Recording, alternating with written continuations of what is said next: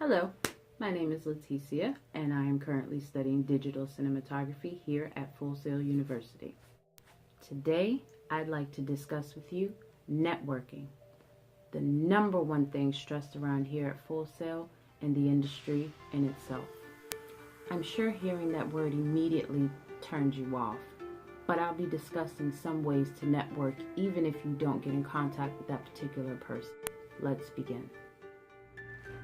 I've reached out to 3 industry professionals. They are Ryan Connolly, Griffin Hammond, and Irv Miller. Although I wasn't able to speak with everyone personally, I was still able to network with them. I'm sure you're wondering, how'd you do that? Well, Ryan Connolly, a graduate of FullSail, has a YouTube series titled Film Rights. This is where I did most of my networking. It's not always about speaking with the person, but the information that they give. Ryan showed me that when you have a vision, you do any and everything that you can to make sure that you accomplish it. Through his YouTube channel, I have what I personally consider a distant mentorship, especially with his views on products. Being able to have an insider who's gone through the trial and errors with these products provides an honest opinion about them. It's priceless. Griffin Hammond is an award-winning documentary filmmaker. He has produced a lot of low-budget films and a successful YouTube channel. He offers DIYs and how-to videos. Griffin's style and approach to filmmaking has given me a better foundation for what products, angles, and lighting I would need to create a great low-budget documentary that looks like it came off the studio set, like his Sriracha. That's the documentary that got him noticed in the industry. Lastly, I reached out to Irv Miller. Irv is a friend of a friend. When we set up this meeting, it was very informative. Working full-time in the Army Reserves to part-time and still finding time to pursue his passion of animation is incredible.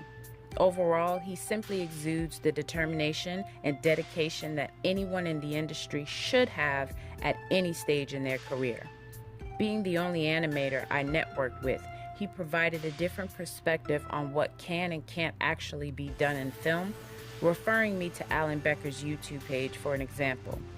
Insider tips will definitely come in handy in the future with other graphic designers and animators for projects.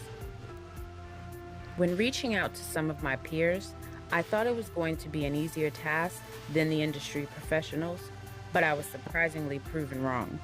I initially reached out to Daniel McGuinn, Karina Fordman, and Stan Miller through the VEM website and school email, but got no response anywhere. At that point, I took my networking in a different direction, hoping that it would help not just me, but all my peers. I created a Facebook group and invited several students, including those with whom I had chosen to network with initially. Although I thought this platform would have made it much easier to reach them, it still resulted in nothing. However, I was able to make a connection with 2 peers, Madison, who is a creative writer aspiring to be an author, and Erica, who wants to be a dominating force in the film industry, just like myself. Although they weren't one of the intended people that I was trying to network with, through Facebook, I've learned Madison, Erica, and I have a similar path and connected due to our drive to express ourselves creatively and share it with the world.